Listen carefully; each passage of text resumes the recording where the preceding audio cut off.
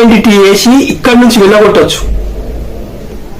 ఒకవేళ రాష్ట్ర ప్రభుత్వపు పోలీసులు సహకరించకపోతే, వీళ్ళు సహకరించరు, మళ్ళీ మీకు తెలియదా ఇది ఇవన్నీ ఉపయోగించాలనేసి.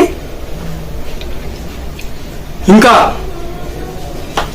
ఏంటంటే ఆర్టికల్ 256 అంటే రాష్ట్రాలు కేంద్ర చట్టాలు అమలు చేయాలి, కంపల్సరీ. అమలు చేయనప్పుడు ఆర్టికల్ 366 ఉపయోగించవచ్చు కేంద్ర ప్రభుత్వం. ఎందుకంటే ఇది దేశ రక్షణకు సంబంధించింది.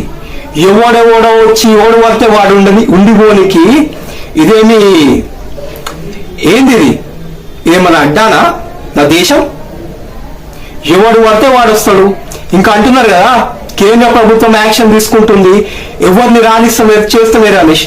మళ్ళీ ఆ న్యూస్ లో కూడా వస్తుంది కదా, బీహార్ లో కూడా 3 చొరుబాటుదారులు వచ్చినారు నేపాల్ బార్డర్ నుంచి. మళ్ళీ ఏం చేస్తుంది కేంద్ర ప్రభుత్వం? అంతకుముందు ఏమో కాంగ్రెస్ అన్నారు, మళ్ళీ ఇప్పుడేంది?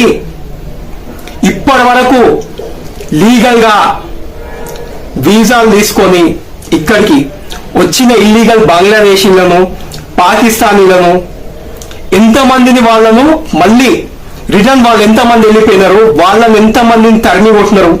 అంటే వాళ్ళ పర్మిషన్ అయిపోయిన తర్వాత ఉన్న వాళ్ళని ఎంతమందిని తరిమి కొట్టినారో చెప్పగలుగుతారా బండి గారు? ఇక హిందూ ప్రజలారా గమనించండి, వీళ్ళు మాటలు తప్పించి చేతలు ఏం లేవు. 2014కి ముందు పిఎం క్యాండిడేట్ గా మోడీ గారు ఏం చెప్పిండో ఒకసారి వీడియో చూడండి. ఒక్క ఇల్లీగల్ బంగ్లాదేశీ నేను ఉండనియా నా దేశంలో కూడా, నన్ను పిఎం లెక్క గెలిపిస్తే అని హిందీలో ఉంది, చూడండి. ఇట్లాంటి చెప్పి ప్రభుత్వంలో కూడా వచ్చిన తర్వాత 3 టర్మ్లు ఇచ్చాం మనం. ఇంకా కూడా కేంద్రం మీద మాట్లాడితే రాష్ట్రం గురించి అంటారు, రాష్ట్రం గురించి మాట్లాడితే కేంద్రం గురించి వీళ్ళు మాట్లాడతారు. నష్టపోతుంది ఎవరు?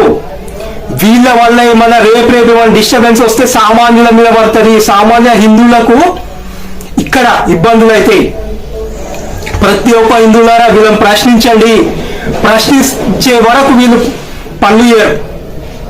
లేదా మీరే ఇండిపెండెంట్ గా లేకపోతే చిన్న పార్టీల నుంచి గెలిచి మన పర్మిషన్ లేని ఏ చట్టం కూడా పాస్ కావద్దు.